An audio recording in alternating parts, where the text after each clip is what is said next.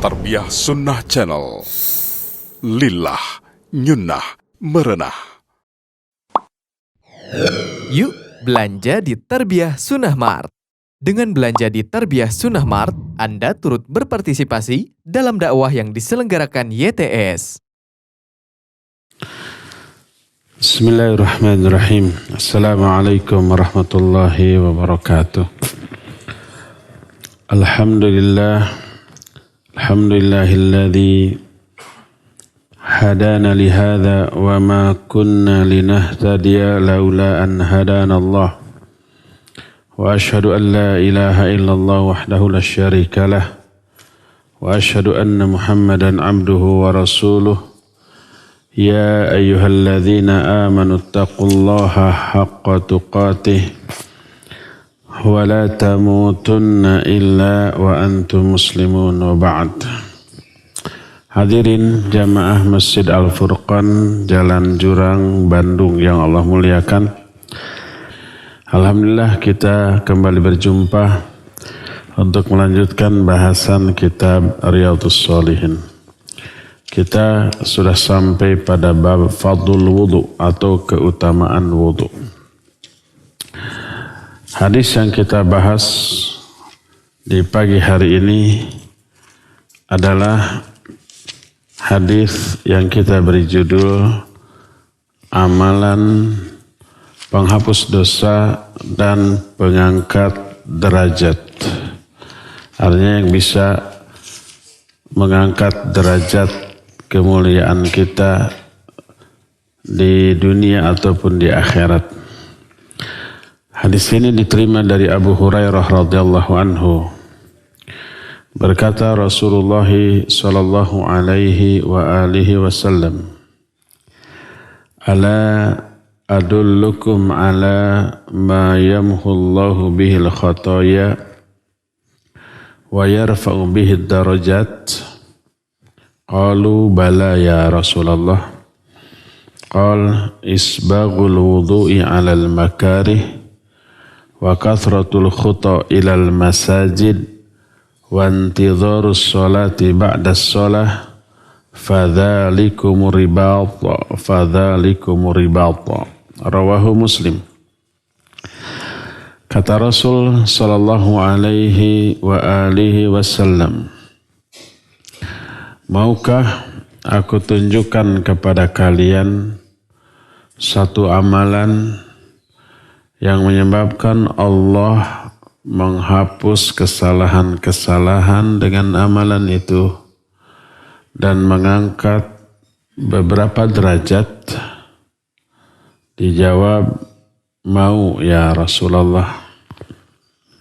Lalu beliau berkata, pertama, menyempurnakan wudu di saat makarih. Makarih itu keadaan yang tidak disukai, keadaan yang berat. Kedua, memperbanyak langkah ke masjid. Ketiga, menunggu sholat seusai sholat. Seperti menunggu sholat isya tetap di masjid seusai sholat maghrib. Fadzalikum ribat, itulah ribat. Hadis ini diriwayatkan oleh Imam Muslim dalam kitab Sahih Muslim. Pertama yang kita bahas sebelum masuk kepada pembahasan faidah hadis adalah perkataan ala unabbiukum. Ala ini adalah kata istifham atau tanda tanya min ajli ayyatana bahasami lima yulqa ilaih. Ini kata tanya, maukah aku tunjukkan kepada kalian makna atau fungsi dari kata tanya ala di dalam hadis ini dalam rangka menarik perhatian si lawan bicara atau si pendengar.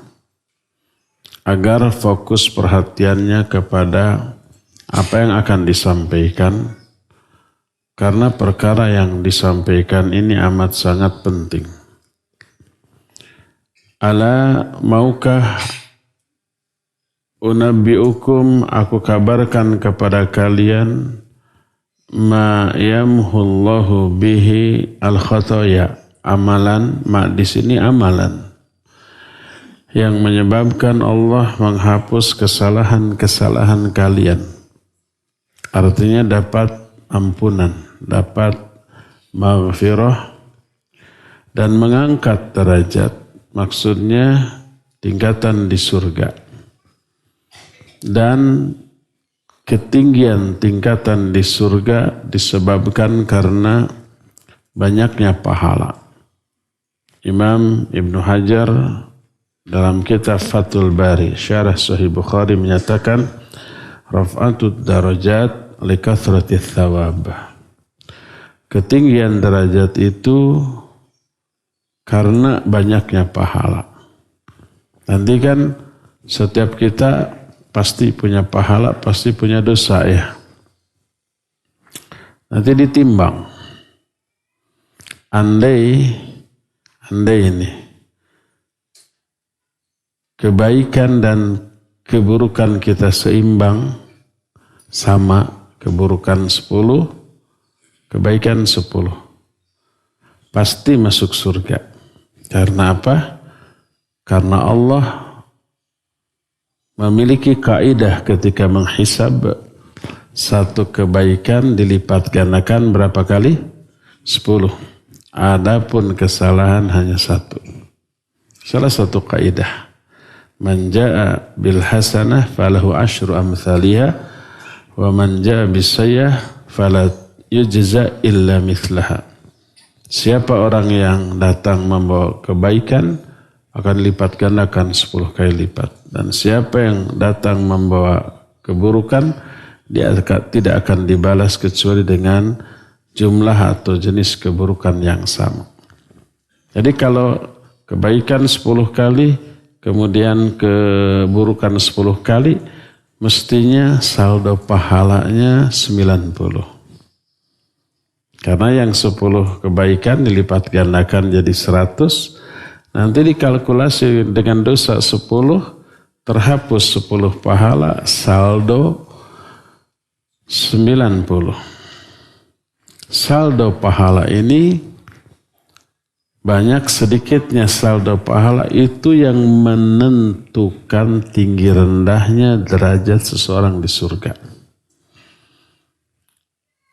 Kata Rasul sallallahu alaihi wasallam, mau enggak aku kabarkan kepada kalian? Aku tunjukkan kepada kalian satu amalan yang menyebabkan menghapus dosa, meninggikan derajat. Maknanya menambah pahala. Menghapus dosa, menambah pahala. Darajat seringkali dimaknai dengan makna pahala. Seperti yang pernah saya singgung berkali-kali, hadis sahih riwayat Imam Muslim menyatakan, innal mu'mina bihusni khuluqihi, innal mu'mina yudriku bihusni khuluqihi darajatas sawwam al-qawwam. Sesungguhnya seorang mukmin dengan kebaikan akhlaknya mampu meraih derajat sawam dan qawam. Sawam ahli saum, qawam ahli tahajud. Maknanya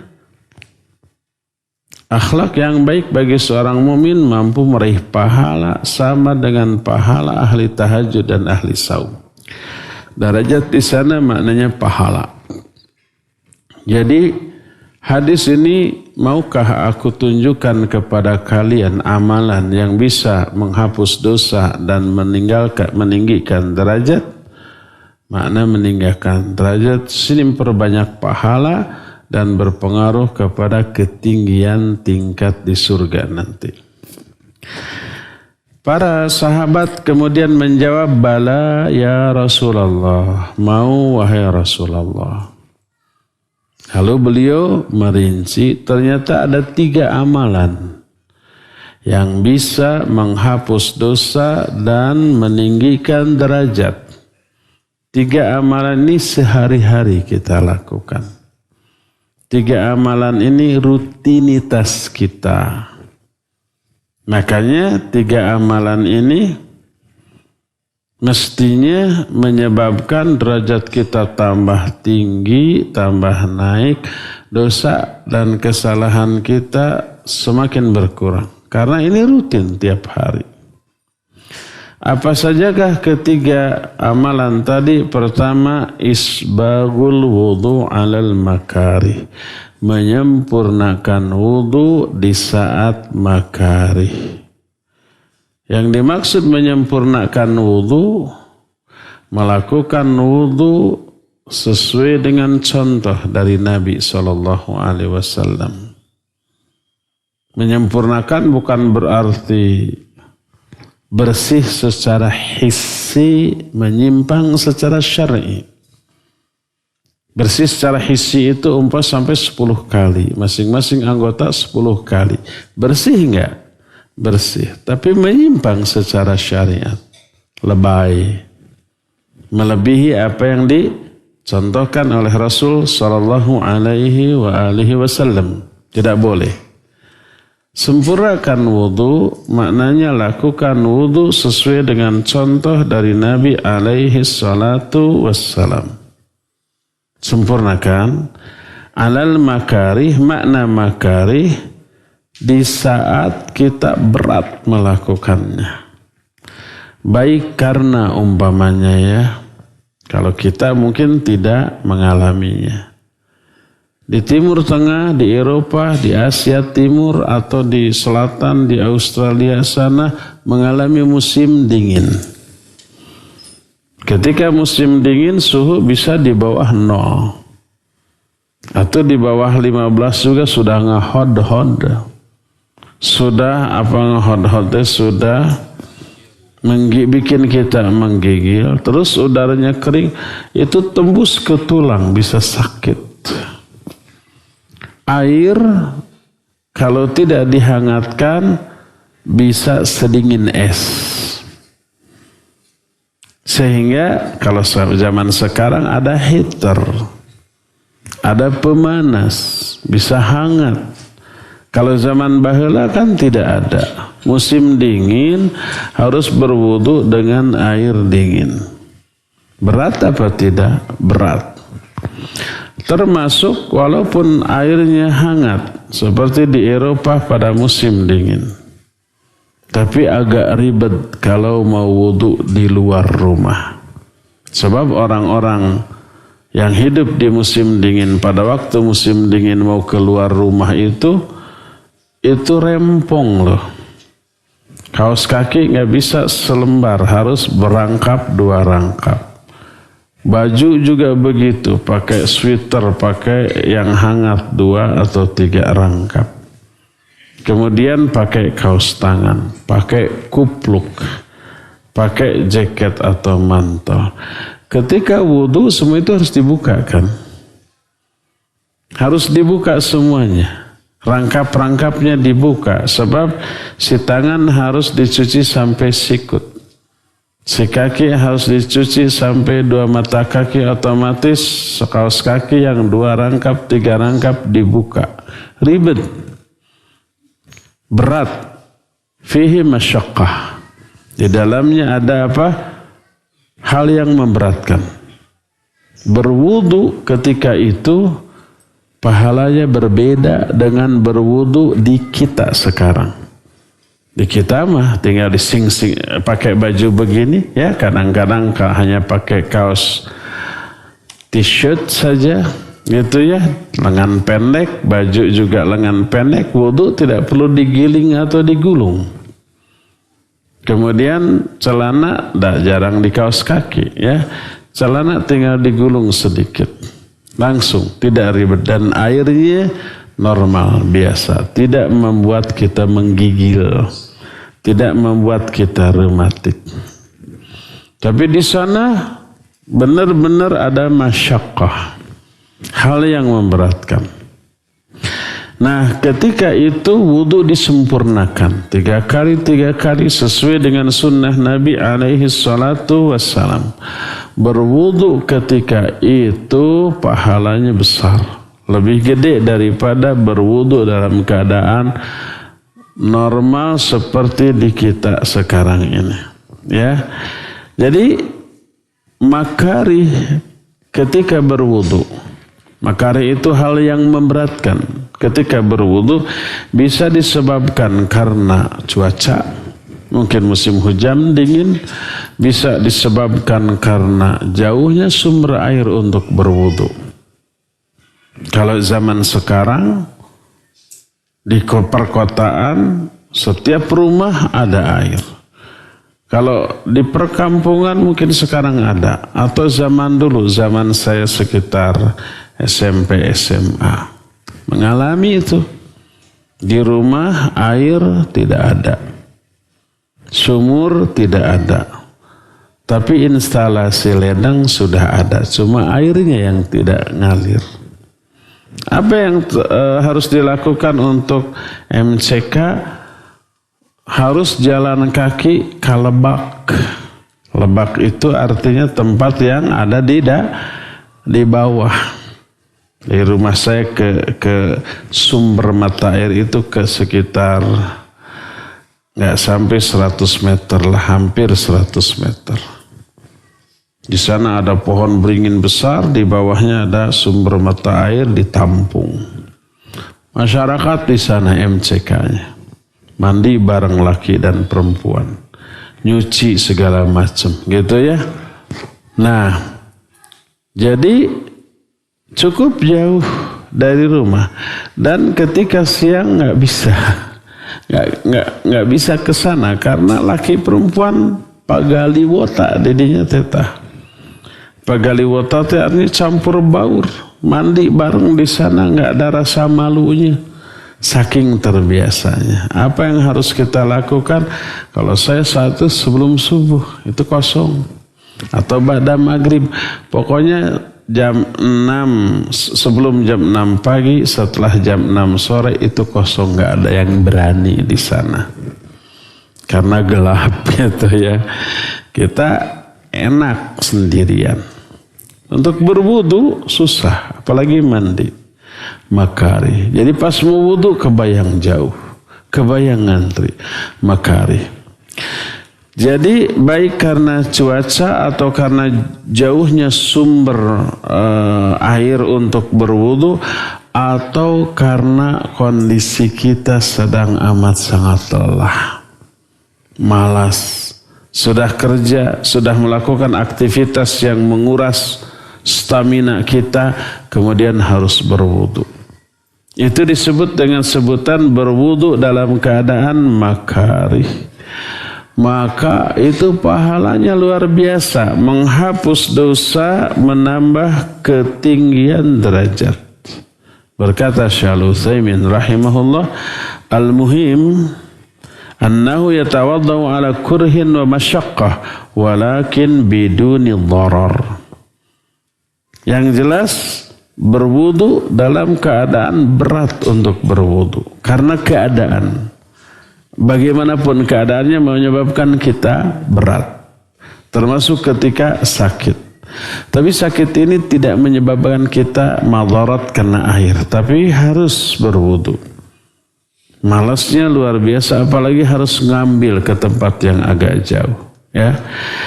Tapi semuanya itu disyaratkan kalau tidak ada madarat. Adapun kalau berwudu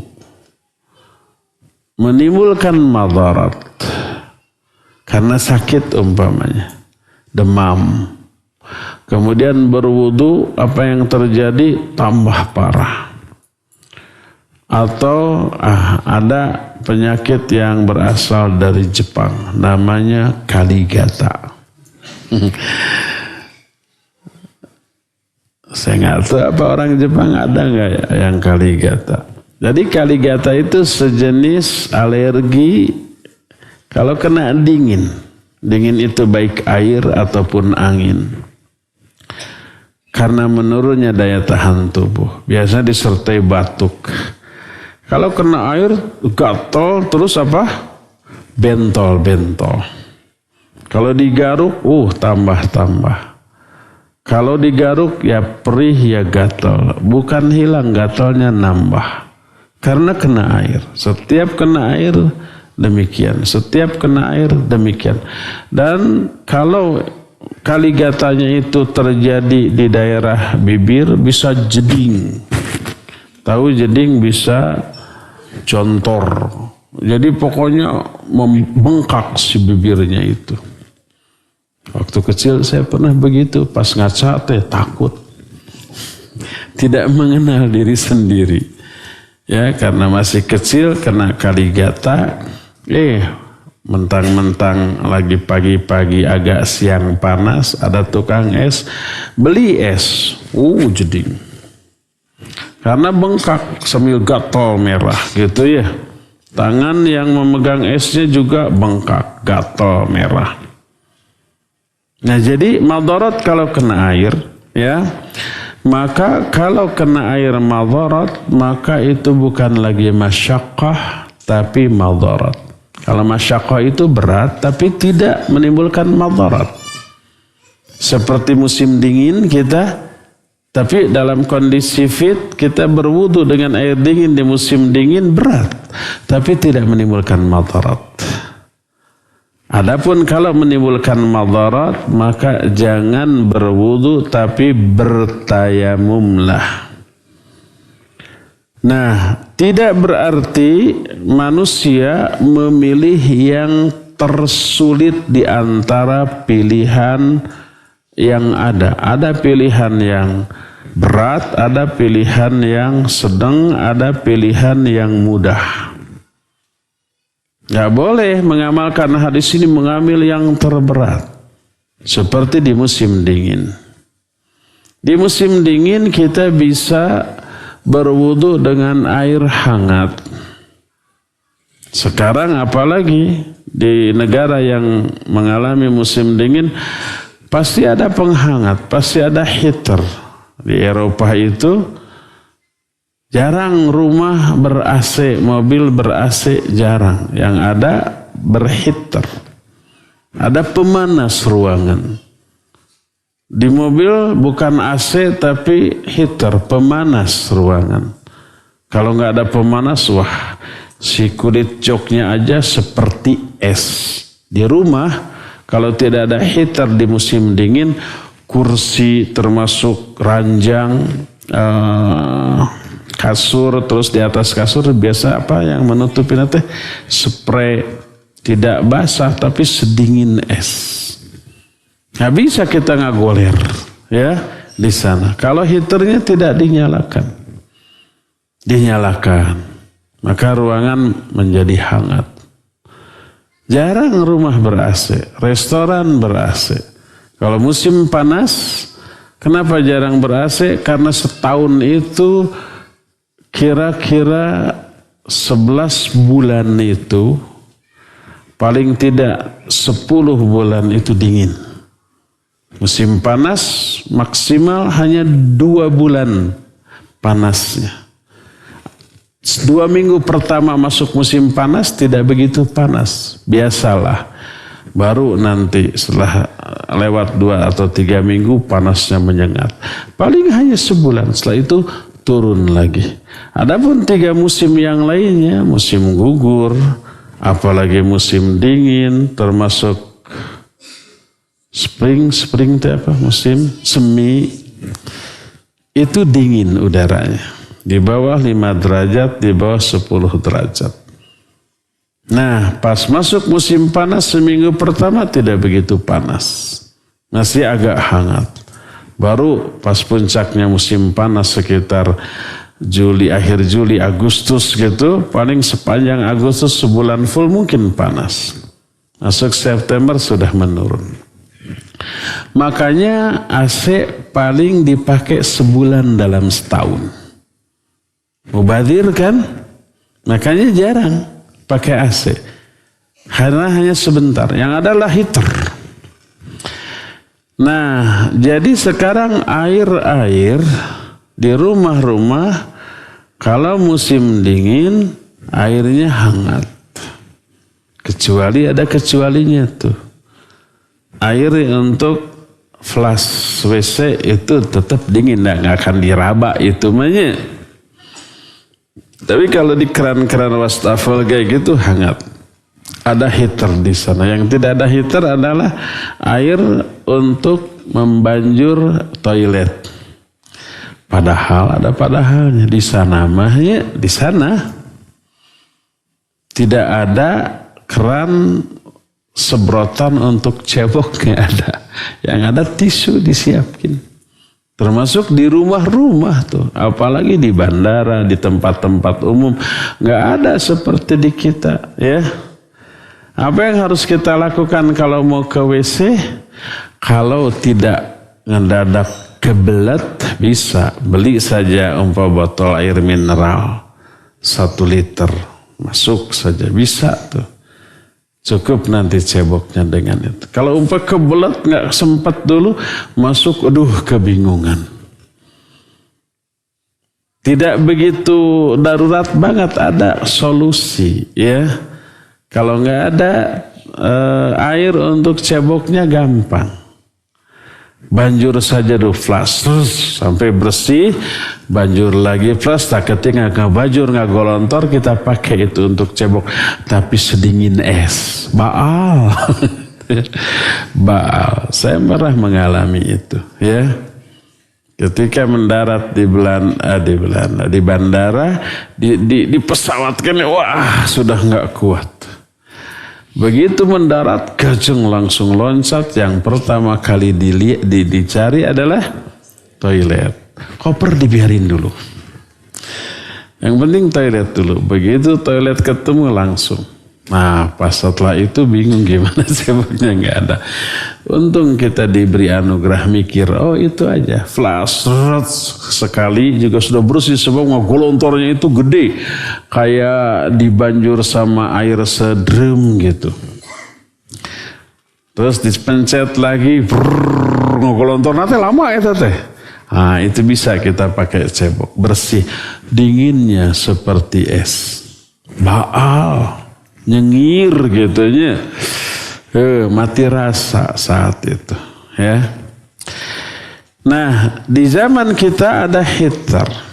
Pada waktu musim dingin kita bisa berwudu dengan air hangat, tidak mudarat. Bisa juga berwudu dengan air dingin, tapi ada masyaqqah. Masyaqqah itu apa? Ada kondisi yang berat. Mana yang kita pilih? Apakah berwudu dengan air hangat ataukah dengan air dingin tapi tidak mudarat karena kondisi kita sedang fit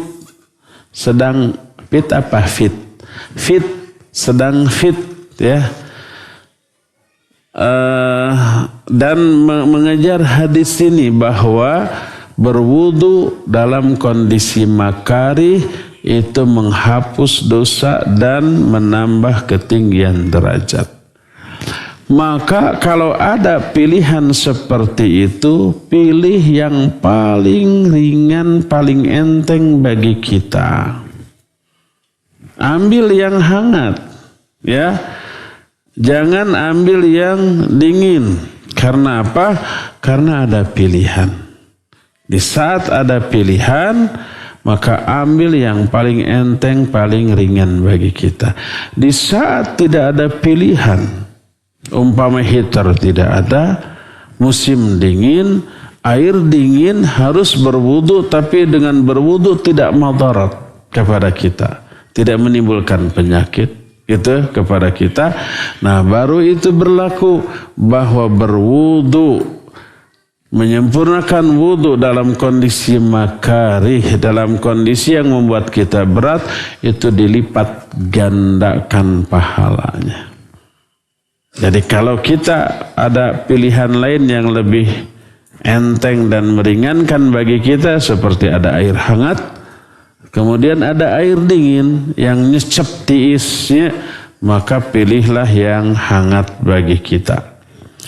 Berkata Syekh Al-Utsaimin rahimahullah, walakin hadza la ya'ni anna al-insan yashqu 'ala nafsihi wa yadhhabu yatawaddau bil barid wa yatruku as-sakhin aw yakunu 'indahu ma yusakhinu bihi al-ma' wa yaqul la uridu an atawadda bil ma'il barid li an anala hadzal ajr fa hadza ghairu masyru'. Tapi hadis ini tidak berarti bahwa seseorang boleh memberat-beratkan dirinya lalu berwudu dengan air dingin di saat ada air yang hangat atau ada alat penghangat air, lalu dia berkata, saya nggak mau memakai air hangat, saya ingin wudu dengan air dingin untuk memperoleh pahala dalam hadis tadi. Hadza ghairu masyru'. Ini tidaklah disyariatkan. Karena apa? Karena Allah berfirman dalam Al-Quran An-Nisa 147, ma yaf'alullahu bi'adzabikum in syakartum wa amantum. Bagaimana mungkin Allah akan mengadab kamu kalau kamu bersyukur dan kamu beriman. Salah satu bentuk syukur itu adalah memanfaatkan adanya air hangat untuk berwudu, ya. Suatu saat Nabi SAW melihat seseorang menjemur diri di tengah panasnya matahari. Padahal ada yang teduh. Ada yang teduh di bawah bangunan, di bawah pohon, di bawah tenda. Tapi dia sengaja berdiri di bawah teriknya matahari.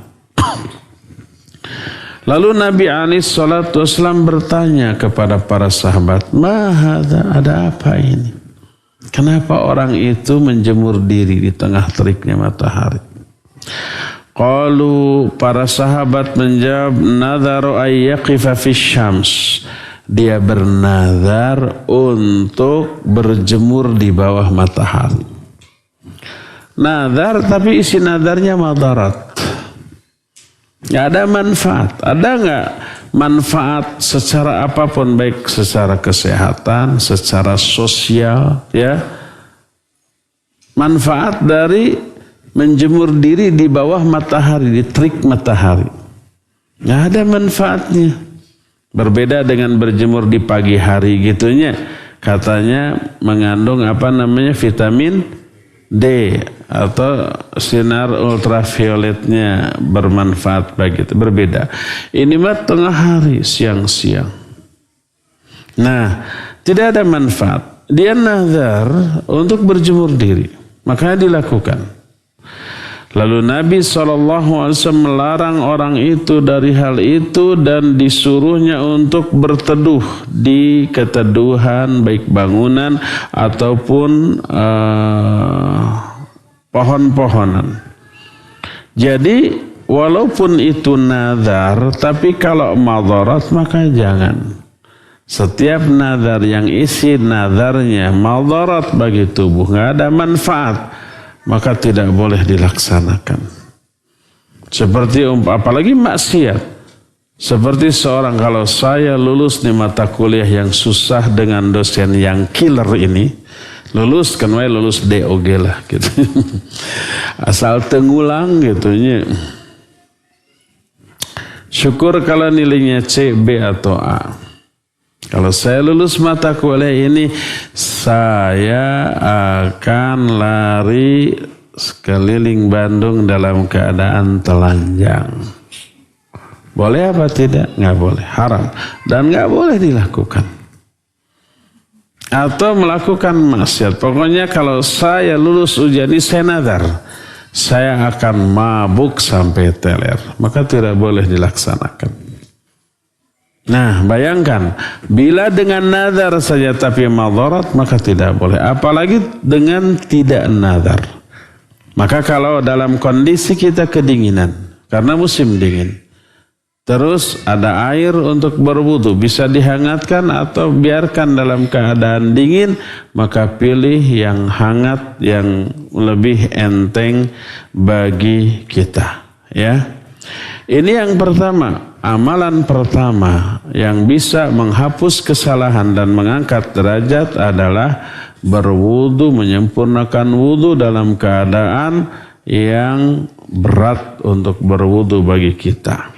Kedua, kathratul khuta ilal masajid, memperbanyak langkah ke masjid. Ini menjadi dalil berjamaah sholat itu di masjid dan bukan di rumah.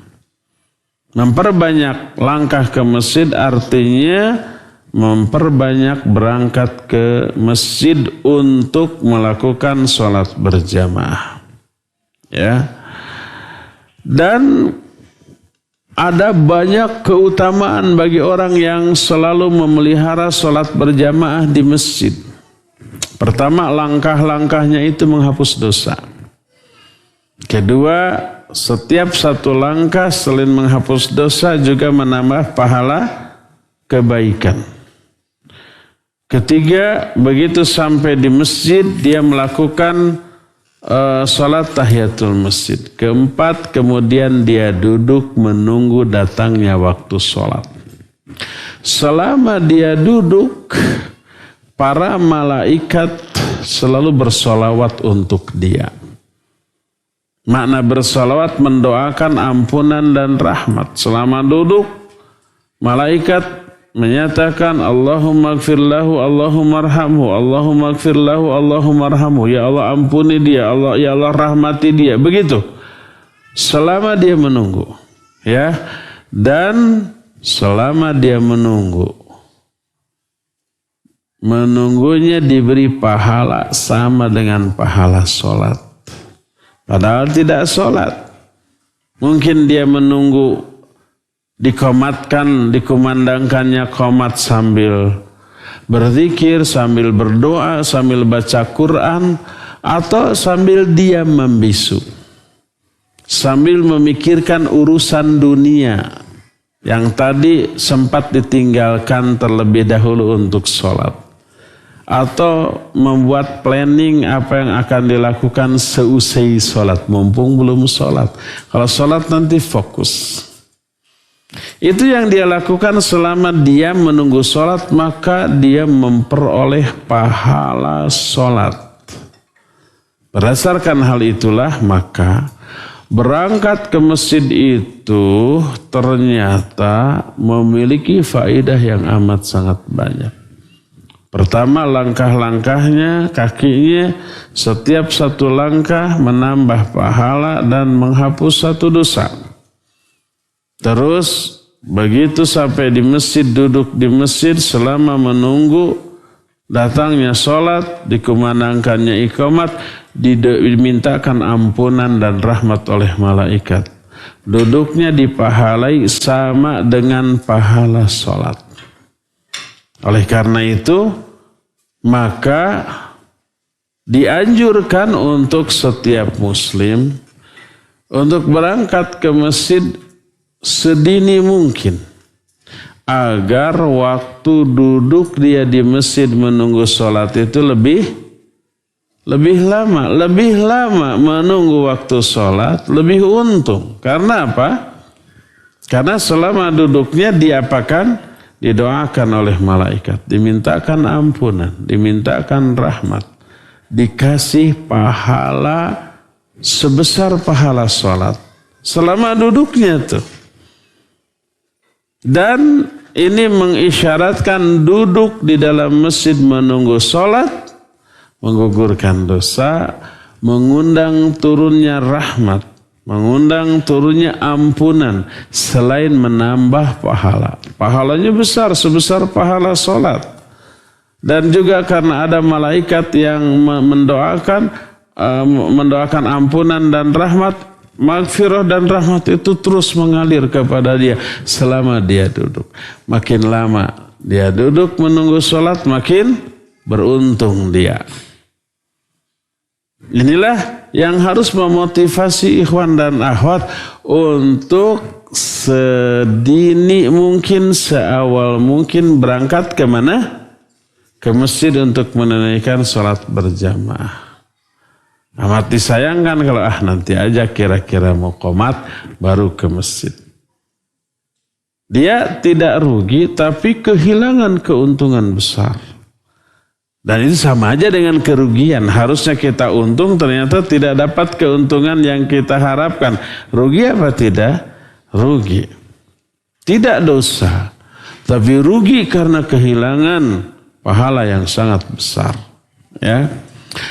Adapun yang dimaksud wa kathratul khuta, maknahu ayatil insan lil masjid walau min ba'uda. Walau min bu'adin, memperbanyak langkah ke masjid artinya dia datang ke masjid walaupun jaraknya jauh. Walaupun umpamanya dia tidak terkena kewajiban sholat berjamaah di masjid karena jauhnya jarak.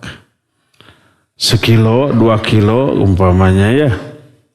Kalau 1 kilo, rumahnya jaraknya 1 kilo dari masjid. Kira-kira adzan dari masjid tanpa speaker ke rumah itu sampai apa tidak? Tidak akan sampai. Tidak akan terdengar. Kecuali pakai speaker yang bagus seperti di Masjidil Haram, sekota Mekah itu mah kedengaran. Dari ujung kota Mekah juga tower Zam-Zamnya itu sudah kelihatan gitu ya. Speakernya juga besar gitu suaranya. Nah, ini maknanya adalah kalau tanpa speaker, adzan tidak terdengar, maka tidak disyariatkan untuk berjamaah di masjid. Sekalipun demikian tetap dia datang. Maka langkah-langkahnya menghasilkan keuntungan yang luar biasa. Tidak berarti, walaupun ini ulama ikhtilaf, kata Syekh Al-Utsaimin rahimahullah, tidak berarti memperbanyak langkah ke masjid itu dengan cara berjalan, merayap, memperkecil langkah. Sehingga terlihat tidak wajar, tidak normalnya. Biar langkahnya banyak, biasanya 1 kali langkah itu 40 cm kira-kira. Ini mah di met-met. 1 langkah kira-kira 5 cm. Merayap. Tidak pernah itu dilakukan oleh Nabi dan para sahabatnya. Berjalanlah normal seperti biasa. Tidak perlu memperkecil langkah sampai merayap seperti itu. Tapi maksudnya adalah targhib. Untuk keluar rumah menuju masjid dengan iming-iming setiap langkahnya menghapus 1 dosa dan meninggikan 1 derajat. Makanya ketika ada salah satu kabilah di bangsa Ansor namanya kabilah Bani Salamah. Mereka jauh dari Masjid Nabawi. Tidak terkena kewajiban salat berjamaah karena tidak terdengar adzan. Mereka ingin pindah rumah ke dekat masjid. Kedengaranlah hal itu oleh Nabi SAW. Lalu ditegur oleh beliau. Kata beliau, diyarukum tuktabu atharukum. Rumah-rumah kalian, diarakum, tetaplah kalian tinggal di tempat kalian sekarang karena tuktabu atharukum, langkah-langkah kalian ini dicatat. Tidaklah seseorang berangkat dari rumah menuju masjid kecuali 1 langkahnya menghapus 1 dosa dan meninggikan 1 derajat. Begitu terus. Makanya dilarang oleh Nabi SAW pindah ke dekat masjid agar pahalanya tambah banyak. Inilah yang kedua, memperbanyak langkah ke masjid maknanya mempersering berangkat ke masjid. Yang ketiga yang menghapus dosa dan meninggikan derajat intidharus shalah ba'das shalah. menunggu sholat seusai sholat. Maknanya bila dia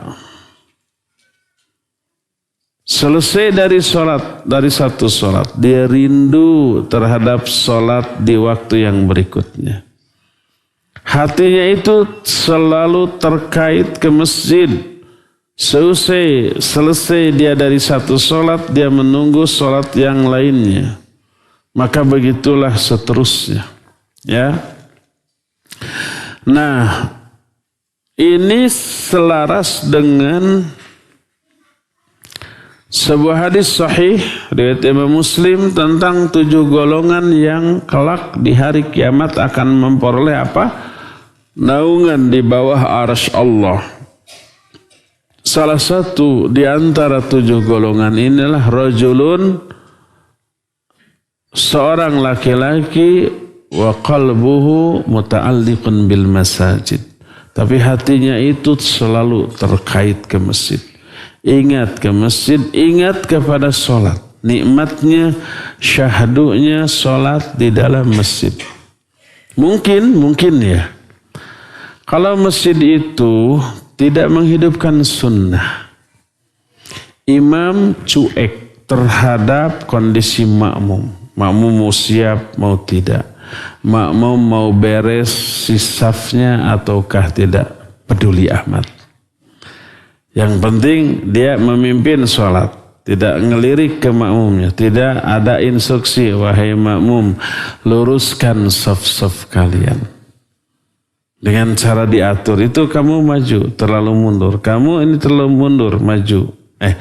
Kamu mundur, terlalu maju. Yang ini maju, terlalu mundur. Ini kurang rapat. Oh itu ada yang ngajegang teuing, kan ada ikhwannya. Ketika bikin soft teh, itu kasih tahu salah ke sana. Ketika bikin soft ya, ketika berdiri si posisi kaki teh naon ngajegang teuing. Ngajegang teh naon bahasa Indonesia teh? Nyangkang. Sehingga kaki dia dengan kaki sebelahnya beradu tapi bahunya jauh. Maka imam ini kalau oleh orang di pinggir kadang-kadang enggak nurut. Kadang-kadang ada orang tua renggang disuruh sama di pinggirnya, Pak rapat teuing. Haririn gitu kan. Ada yang begitu. Ada yang begitu. Itu imam. Kalau imam yang nyuruh pasti nurut. Pak dirapatkan. Itu ulah jegang teuing, jangan terlalu ngangkang. Dikecilkan. Masih kurang kecil. Kecilin lagi begitu. Sampai bahu dengan bahu, kaki dengan kaki. Itu imam yang ngatur. Kalau makmumnya begitu beres, rapat ya. Tapi rapat tidak sampai berdesak-desakan, tidak sampai tidak nyaman. Nyaman dengan kondisi rapat. Dan tetap keleluasaan didapat tanpa harus renggang banget. Imam itu yang ngatur. Bacaan imamnya bagus. Enak didengar. Tajwid makhrajnya benar. Maka sholat seperti itu memberi efek yang bagus luar biasa bagi makmum. Ngangenin yang begitu. Ngangenin sholat di masjid tersebut. Beda dengan di masjid-masjid yang imamnya cuek. Anak-anak masih ciwuh ya. Masih aya nu gegelutan, nu panco, nu gogoleran. Terus orang tua juga cuek. Mau renggang, mau rapat, nggak peduli. Mau lurus, mau bararengkok apa? Mau tidak lurus, nggak peduli. Ya, ciwuh, tidak nyaman ke hati kita. Aduh, ini tidak rapat. Kalau kita yang menyuruh rapat, nggak nurut. Apalagi imam sudah takbir, sudah mulai. Ya bararengkok, bengkok teh tidak lurus ya. Ya anak-anak masih lari-lari. Kita tidak digubris walaupun bilang agar anak-anak cepat sholat, cuek gitu ya. Tidak nyaman, tidak menimbulkan kesan. Maka salah satu penyebab orang terkesan sholat di suatu masjid adalah karena perhatian imamnya. Sebelum shaf lurus dan rapat, dia tidak akan memulai. Sebelum anak-anak beres, anak-anak coba diselap-selip susulapan. Diselang-seling, jangan dibiarkan ada yang berdampingan, nanti rapat selama sholat. Nanti ngobrol selama sholat. Nanti heureuy itu apa? Bercanda, ketawa ke TV. Di luar sholat tidak bercanda. Di dalam sholat setan menggoda untuk bercanda. Ya. Nah itu yang membuat hati terkait ke masjid. Wa rajulun qalbuhu muta'alliqun bil masajid. Seseorang yang hati terkait ke masjid untuk menunaikan sholat. Maka membuat dia ini kangen kepada sholat dan menunggu datangnya waktu sholat. Terus lakukan ketiga hal itu secara kontinu, secara konsisten. Ya, berwudu, menyempurnakan wudu di saat makari. Terus yang keduanya apa tadi? Memperbanyak langkah ke masjid. Yang ketiga, menunggu sholat seusai sholat. Maka konsisten begitu, fadzalikumur ribat. Itulah yang disebut dengan ribat. Itulah yang disebut dengan ribat. Itulah yang disebut dengan ribat. 3 kali Nabi SAW menyatakan demikian. Apakah itu ribat? Ribat maknanya al-murabatatu alal khairi, yaitu konsisten di atas kebaikan. Makna ribat secara spesifik adalah ngaronda, berjaga di perbatasan negara kaum muslimin. Jangan sampai ada infiltrasi dari lawan. Jangan sampai ada infiltran masuk kemudian membahayakan keselamatan masyarakat kaum muslimin. Maka berjaga di perbatasan. Taruhannya nyawa tentu saja. Tidak boleh tidur lengah. Ketika tidur lengah ada musuh masuk bagaimana? Itu ribat ya. Ketika perang malam hari makan, yang perang bukan robot tapi manusia lelah. Pasti harus istirahat. Robot harus dicaskan. Apalagi orang. Jadi pas malam hari mereka istirahat. Mungkin enggak ketika tidur ada musuh masuk nyelinap? Mungkin. Maka ada yang berjaga-jaga. Berjaga, menjaga keselamatan kaum muslimin disebut dengan sebutan ribat. Nah, termasuk ada pesantren, ada masjid, ada banyak fasilitas milik umat yang mahal yang harus dijaga. Kalau enggak dijaga, ada pencuri. Ada enggak kasus pencurian kenceleng? Ada di Masjid Umar bin Khattab pernah 2 atau 3 kali ketangkap CCTV itu. Ada di antara yang melakukannya itu jamaah juga ketahuan, tapi budak. Ada orang luar, ketangkap di kamera. Suatu saat orang itu datang lagi siang-siang. Hafal, sieu. Harusnya mah kena. Ini mah dari jauh digorokin, bangsat atau kabur. Dari jauh itu. Kumaha pikiran anak itu budak. Atau ikhwan itu bukan budak dah kolot. Harusnya tutup dulu gerbang gitu, dekati pelan-pelan, gewek. Gitu ya mah. Sudah jalan ke sana, dekat gerbang dalam keadaan masih terbuka, bangsat atau kabur. Itu harus diadakan pelatihan security seperti itu. Harusnya kena tuh orang ya. Bukti ada berupa rekaman CCTV. Kalau nggak salah kita masukkan ke YouTube juga ya. Seperti itu. Jadi ribat menjaga keamanan kaum muslimin.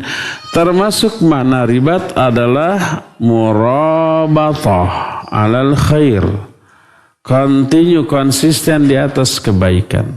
Terus melangkah kaki ke masjid, terus menyempurnakan wudhu di saat makarih, terus menunggu sholat seusai sholat, itu ribat. Dan itu Allah nyatakan dalam Al-Quran, dalam surah Ali Imran ayat yang terakhir, ya ayyuhalladzina amanu sabiru wasabiru warabitu wattaqullaha la'allakum tuflihun. Kata Allah Azza wa Jalla, hai orang-orang yang beriman, bersabarlah kamu dan kuatkan kesabaran kamu dan murabatahlah kamu, ribatlah kamu. Makna ribat adalah continue di atas kebaikan, konsisten di atas kebaikan. Wattaqullah, dan bertakwalah kamu kepada Allah, la'allakum tuflihun, agar kalian bahagia. Ya, inilah penjelasan hadis ini. Ya. Adapun faidah yang bisa kita ambil dari hadis ini banyak. Setidaknya Syekh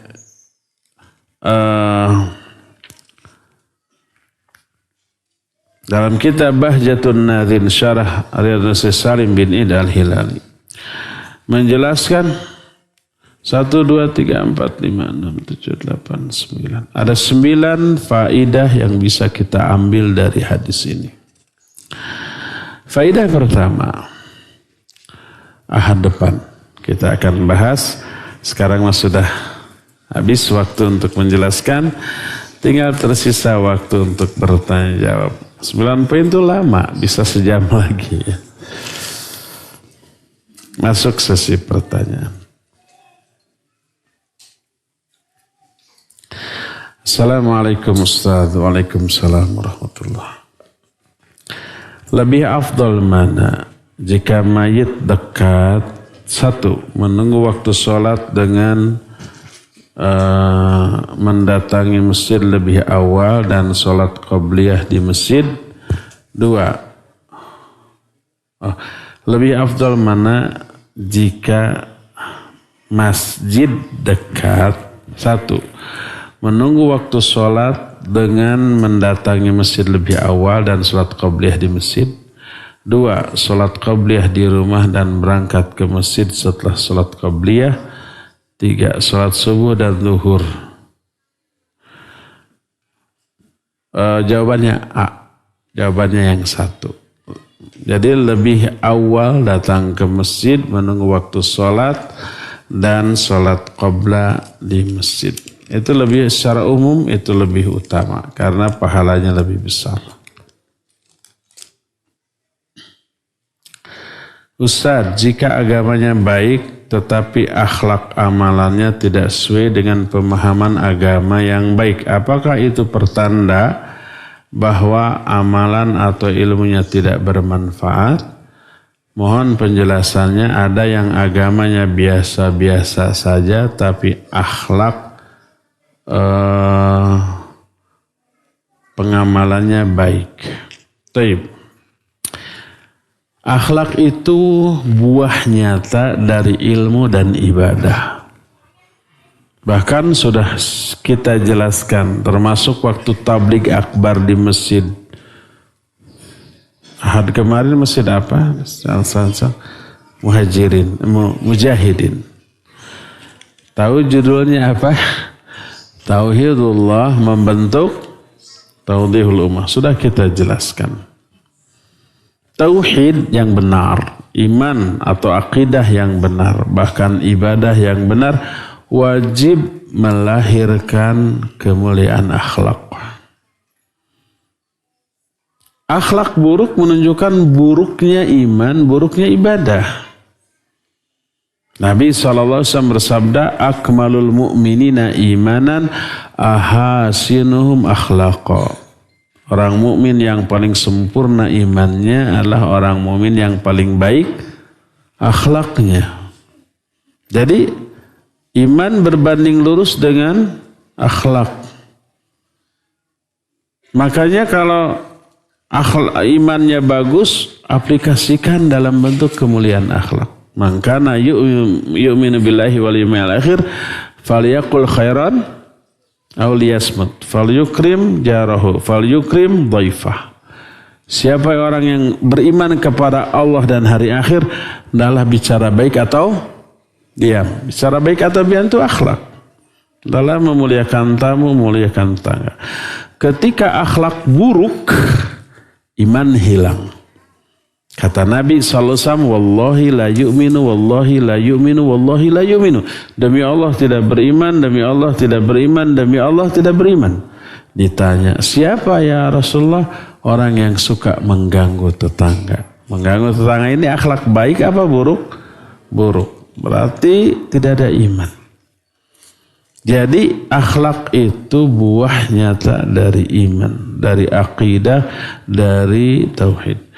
Termasuk buah nyata dari ibadah. Ibadah sholat, ibadah saum, haji dan yang lain-lain. Sebab kata Allah, sholat yang benar harus menghindarkan orang itu dari akhlak buruk. Inna sholata tanha anil fahsya'i wal munkar. Sholat itu mencegah perbuatan keji dan munkar. Keji dan munkar ini akhlak buruk. Kalau tidak, kalau sholat tapi akhlaknya tetap buruk, sholatnya ditolak. Diancam dengan azab. Fawailul lil musallin alladzina hum an sholatihim sahun. Celaka orang sholat. Itu orang-orang yang lalai dari tujuan utama sholat. Penggunaan an dalam ayat itu menyatakan tujuan sholat. Seusai sholat, bukan di dalam sholat. Dan lalainya orang itu dari tujuan sholat karena kelalaian dia di dalam sholat. Sholatnya tidak khusyuk. Makanya seusai sholat nggak ada dampak, tetap saja nyebelin, tetap saja pikara sepen perep, tetap saja tanha, tetap saja melakukan fahsya dan munkar. Jadi kalau ada orang yang akhlaknya buruk, menunjukkan imannya buruk, menunjukkan ibadahnya buruk. Tapi kok dia rajin ke masjid, rajin juga sholatnya, jangankan yang fardu, yang sunnah pun dilakukan. Berarti sholat sunnah dan sholat fardunya itu mardud, tertolak. Mungkin aspek niat, mungkin aspek mutaba'ah yang kurang, mungkin aspek kekhusyuan yang tidak ada. Makanya tidak berdampak pada kemuliaan akhlak. Jadi ingat bahwa ilmu harus membuahkan akhlak. Akidah, ibadah semuanya membuahkan akhlak. Ketika akhlak buruk menunjukkan buruknya iman, buruknya ibadah dan buruknya ilmu yang dia miliki, ya.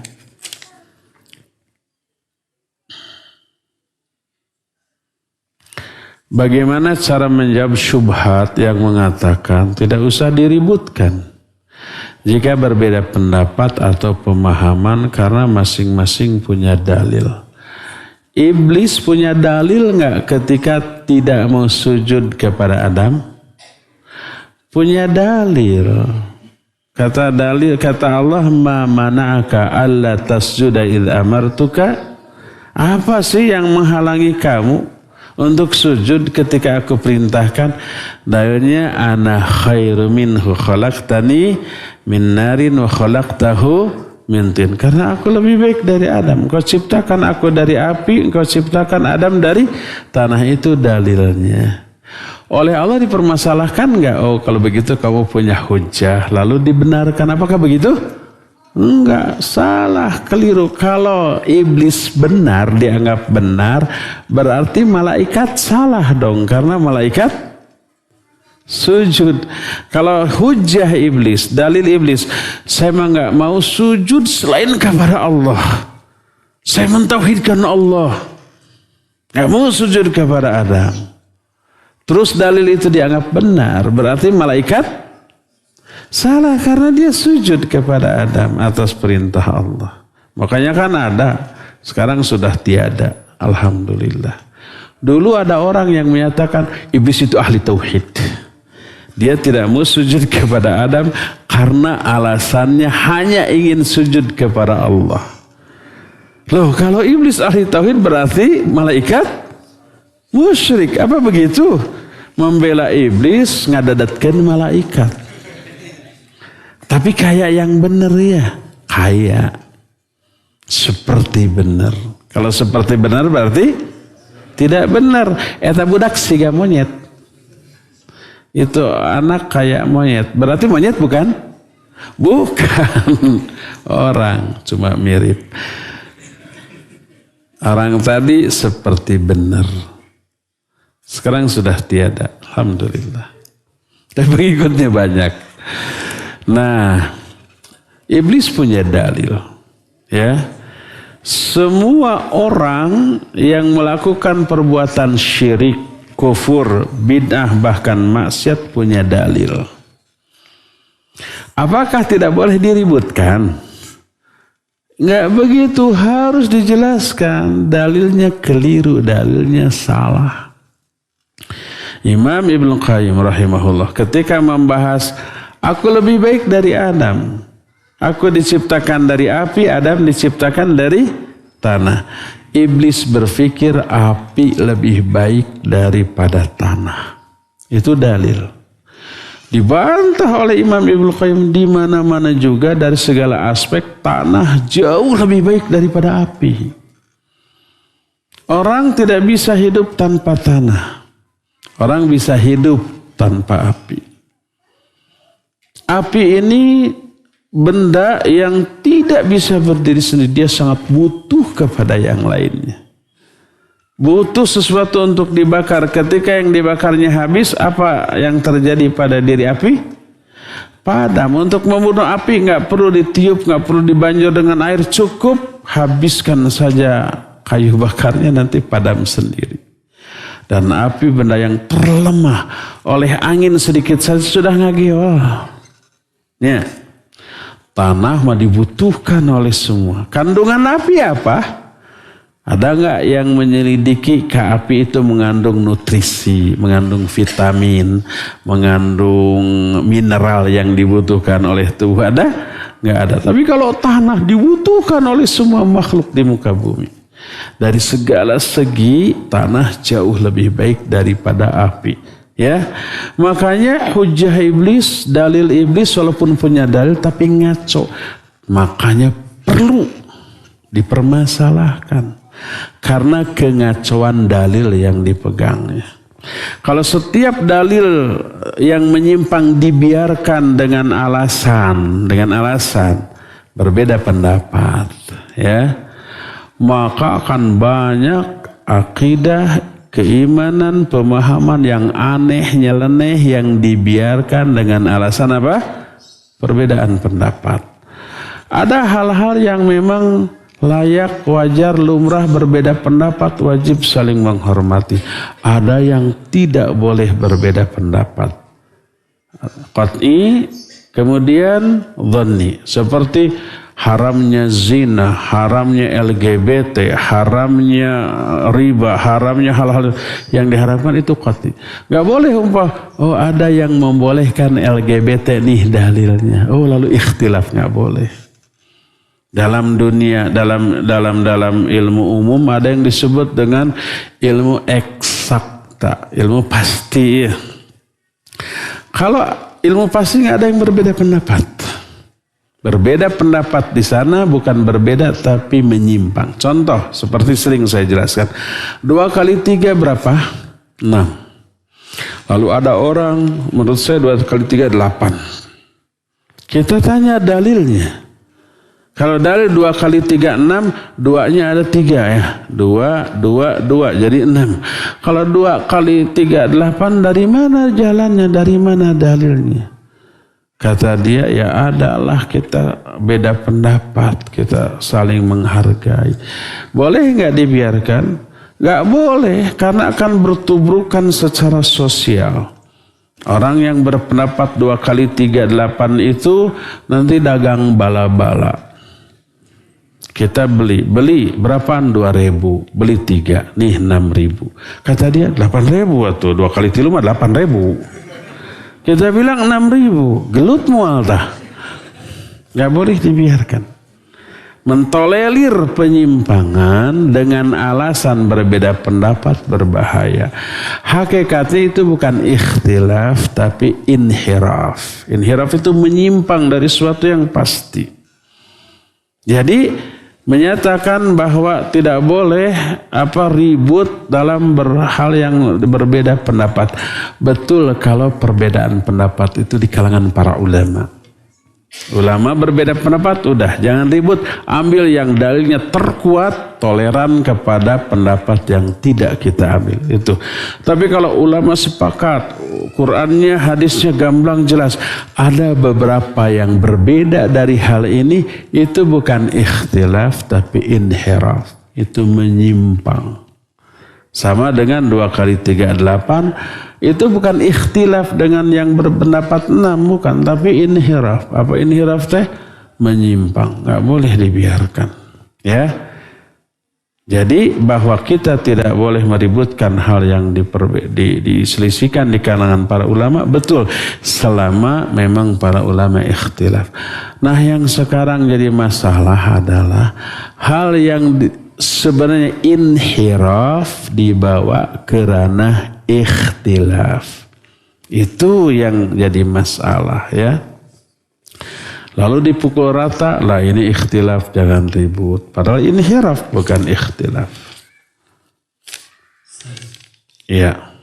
Ada pertanyaan dari pendengar radio Abu Bakar Panggapinan, dari Hengki Sultan di Panggapinan. Assalamualaikum Ustaz. Assalamualaikum. Apa boleh kita berdoa bertawassul dengan amal soleh kita, tapi minta balasannya balasan dunia? Contohnya, ya Allah, aku telah mengerjakan ibadah ini, aku minta balasan rezeki yang lancar. Ya, barakallahu fiik, Pak Hengki di Pangkal Pinang melalui radio Amuba, ya. Boleh beramal soleh dengan iman dan boleh bertawassul dengan iman dan amal soleh kita berdasarkan nas Quran dan hadis-hadis yang sahih. Makna bertawassul artinya berdoa kepada Allah melalui perantara. Perantaranya adalah iman dan amal soleh kita sendiri. Al-Quran menyatakan, Rabbana innana sami'na munadiyan yunadi lil imani an aminu birabbikum fa'amanna Rabbana faghfir lana dhunubana wa kaffir anna sayyiatina wa tawaffana ma'al abrar. Itu surah Ali Imran ayat 191 109 tentang ulil albab. Kata Allah, berkata ulul albab, ya Allah, kami telah mendengar orang-orang yang menyeru berimanlah kalian kepada Allah, maka kami pun beriman kepada Allah. Maka dengan iman itu ya Allah, ampuni kami dan hapuslah kesalahan-kesalahan kami. Jadi dia bertawassul dengan keimanan. Ya Allah, dengan iman itu ampuni kami. Itu artinya meminta ampunan kepada Allah dengan bertawassul kepada keimanan yang dia miliki. Karena iman yang aku miliki, maka ampuni kami. Ya, boleh umpah kita bertahajud. Kita merasa khusyuk. Merasa tahajud ini bernilailah, kerasa. Lalu kita berdoa, ya Allah, bila tahajud yang baru saya lakukan adalah ibadah yang Engkau terima, maka dengan tahajud itu ya Allah beri saya jodoh. Boleh, itu bertawassul, minta jodoh kepada Allah melalui tahajud.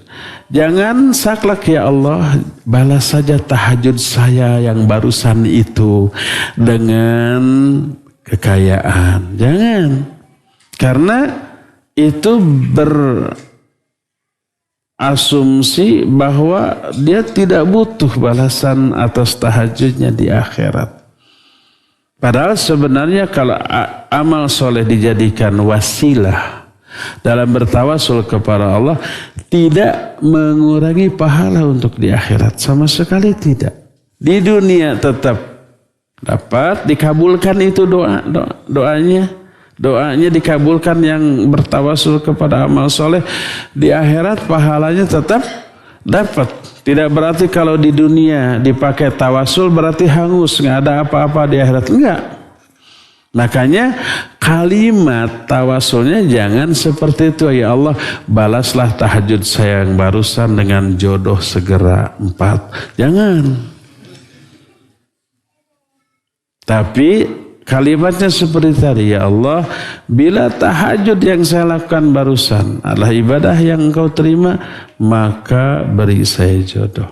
Nanti doanya dikabul dan pahala tahajudnya tetap didapat, ya. Kebolehan bertawasul kepada amal soleh dalam hadis banyak. Ingat nggak kisah 3 orang yang terkurung di sebuah gua, ya? Kemudian hujan, berteduh di gua, longsor, ketutup batu besar, nggak bisa keluar. Itu batu besar didorong bertiga, teuget-uget acan, ya, artinya tidak uget-uget sedikit pun, tidak bergeser sedikit pun. Akhirnya 3-tiganya bertawassul terhadap amal soleh masing-masing. Berdoa kepada Allah dengan bertawassul kepada amal soleh masing-masing. Dan dikabulkan. Si batu itu bergeser sedikit-sedikit sampai setelah 3-tiganya barulah 3-tiganya bisa keluar, ya.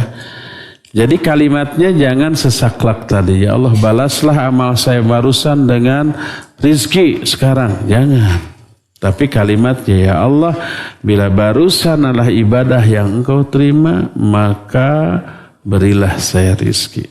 Tanpa menghapus pahala dari ibadah itu untuk di akhirat. Afan Ustaz dulu, guru ngaji saya sering berkata, ketika membasuh lengan dan kaki, lebihkan minimal 3 jari dari sikut dan mata kaki. Apakah anjuran itu berdasarkan dalil yang sahih? Al-Quran menyatakan, fagsilu wujuhakum wa aydiakum ilal marafiq. Basahlah wajah kamu dan kedua tangan kamu ilal marafiq, sampai sikut. Lalu para ulama ikhtilaf, apakah ilal ini lil intiha atau ila ma'iyah? Kalau lil intiha artinya pas perbatasan sikut. Kalau umpamanya ila ma'iyah berarti bersama sikutnya. Nah, pendapat yang lebih rajih, yang lebih kuat ma'iyah.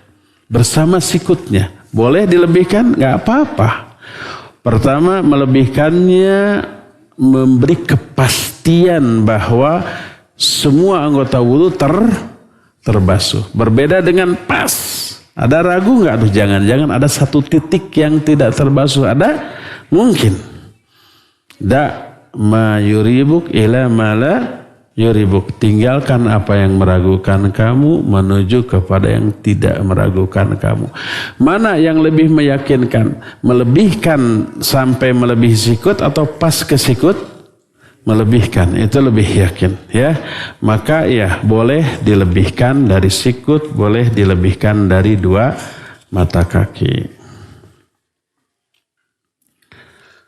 Ustaz, apakah di dalam sisa hasil usaha SHU koperasi terdapat riba? Saya telah berinvestasi pada koperasi selama 2 tahun. Namun selalu menyerahkan SHU tersebut karena khawatir akan kehalalannya. Tergantung koperasinya jenis apa. Apakah ada usaha yang mengandung ribanya apa tidak? Ada simpan pinjam yang mengandung riba. Kalau ada anggota pinjam, boleh kan anggota koperasi pinjam uang?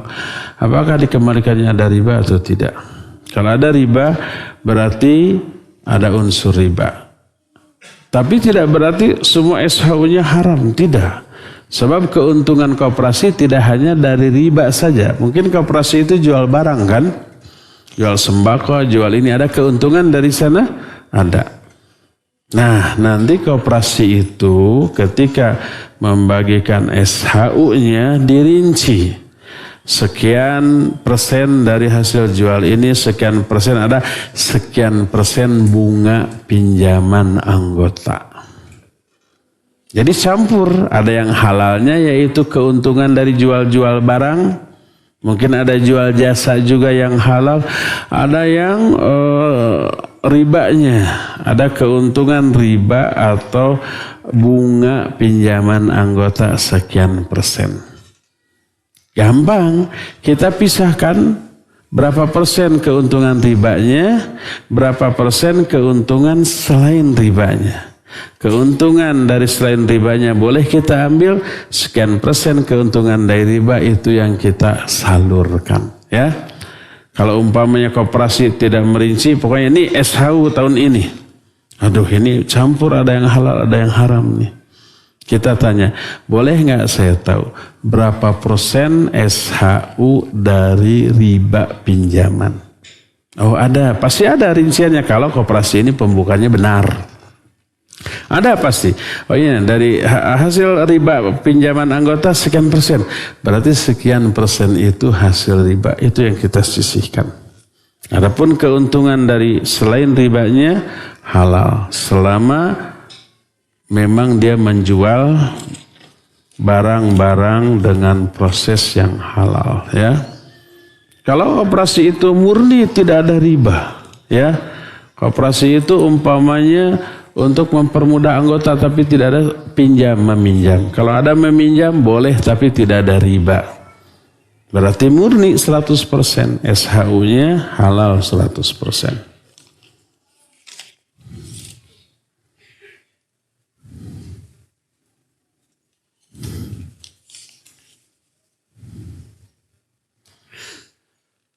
Assalamualaikum Ustaz. Waalaikumsalam. Saya mau tanya terkait gerakan ruku. Komposisi torso saya pendek. Torso itu apa? Torso gitu itu. Komposisi torso saya pendek dan tangan saya panjang. Torso itu apanya?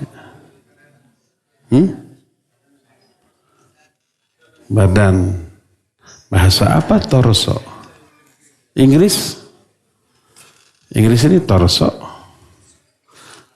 Baru tahu selama saya belajar bahasa Inggris 8 tahun, SMP 3 tahun, SMA 3 tahun, perguruan tinggi 4 semester 8 tahun kan, baru dengar torso.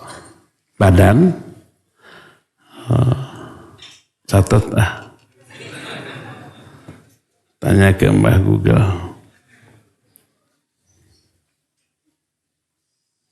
Torso. Kayak penasaran. Batang tubuh. Atau sudah dipelajari tapi kelewatnya. Hari ini saya dapat ilmu torso, batang tubuh. Komposisi torso saya pendek. Dan tangan saya panjang. Sehingga saat ruku, jika telapak tangan diletakkan di lutut, maka punggung saya tidak sejajar. Posisi kepala lebih tinggi, nanjak itunya. Dan jika telapak tangan diletakkan di tengah betis, baru punggung saya lurus dan rata. Apa yang harus saya lakukan? Tetap di atas kedua lutut, tapi jauhkan kedua siku dari badan. Dilipat. Ya, seperti itu. Tidak lurus. Apabila kita menggigil tatkala subuh, apakah termasuk dalam hadis tersebut? Tergantung. Apakah menggigilnya itu demam? Atau karena tiris hungkul? Kan tiris oke sok menggigilnya. Tapi ketika tersentuh air dingin, madarat apa tidak? Tidak madarat. Ya, maka itu tidak boleh tayamum. Tapi apakah termasuk masyaqqah? Ya, masyaqqah. Keadaan yang menurut kita berat ya, karena dingin. tetaplah wudu, tidak tayamum. Boleh nggak menghangatkan air dulu? Boleh. Jadi wudunya dengan air hangat, boleh. Apabila kita dalam jam kerja, boleh nggak kita mengamalkan hadis tersebut dengan 10 menit sebelum azan berangkat ke masjid? Kalau memang waktunya istirahat atau bosnya mengizinkan, boleh. Umpamanya waktu istirahat pas jam 12. Ternyata waktu sholat duhur, sekarang kan duhur itu jam 11:40-nya. 39, beda semenit lah. 11:49, 39. Istirahat jam 12. Pas kita keluar istirahat sudah bubar. Kalau untuk sholat fardu tanpa harus izin dari bos atau siapapun boleh. Karena hak Allah lebih utama untuk ditunaikan daripada hak manusia. Kalau sholat fardunya ya, kalau sholat fardu. Adapun sholat sunat maka tidak boleh sampai mengabaikan hak sesama makhluk yang wajib kita tunaikan. Minta izinlah 11:30. Lebih baik nanti masuknya lebih awal gitu.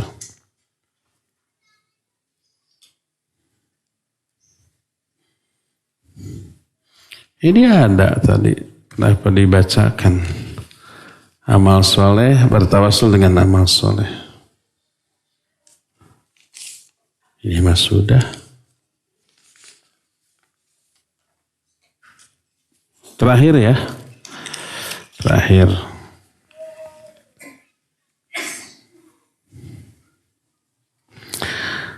Imam di masjid ana masih belum peduli terhadap makmum. Bagaimana adab tata cara penyampaian yang baik kepada beliau yang sudah lebih tua? Ya, tergantung karakter dia. Tapi sampaikan dengan Anda bertanya, Pak, apakah seorang imam harus meluruskan saf makmum dulu atau boleh tidak gitu? Boleh cuek seperti itu ya. Kalau pertanyaan itu tidak menyinggungnya, tidak menimbulkan madarat, boleh. Tapi kalau menimbulkan madarat, lalu kita akhirnya dicap ini, dicap itu, kemudian madarat terhadap dakwah, ya jangan. Ya.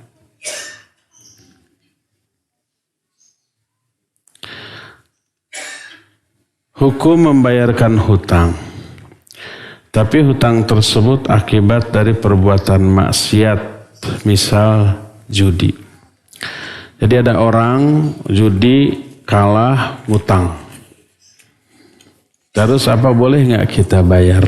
Kita bayarkan gitu, menolong dia. Tergantung. Kalau dia betul-betul tobat, sudah tobat, tobatnya benar-benar. Tapi dikejar-kejar terus oleh orang yang menghutangi dia. Ya, setelah itu dia berhenti total. Bayarkan. Membayarkannya menolong dia, membantu dia dari tobatnya. Tapi kalau dia berhutang hasil judi, terus minta kita melunasi, bukan karena tobat. Setelah kita lunasi, main lagi. Jangan. Karena tidak maslahat, tidak menimbulkan perbaikan bagi dia. Ya, maka biarkan saja dia berkutat dengan masalahnya sebagai hukuman atas dosa judinya. Adapun kalau dia benar-benar tobat, maka boleh. Sama dengan orang pinjam uang ke bank, terjerat riba, minta tolong kepada kita, minjem untuk dibayarin, boleh nggak? Tergantung. Kalau dia betul-betul tobat, ya, ingin lepas dari riba karena takut dosa, setelah itu benar-benar berhenti, tolong bayarkan. Tapi kalau bukan karena tobat, karena ingin lepas dari kejaran debt collector aja, terus minta tolong kepada kita, tapi bukan karena tobat, setelah kita lunasin dia pinjam lagi, maka nggak boleh ditolong. Karena menolongnya berarti ta'awun alal ithmi wal udwan. Ya, cukup ya sampai sini. Insyaallah kita jumpa kembali ahad yang akan datang. Subhanakallahumma bihamdik asyhadu an la ilaha illa ant astaghfiruka wa atubu ilaik. Walhamdulillahirabbil alamin. Wassalamu alaikum warahmatullahi wabarakatuh.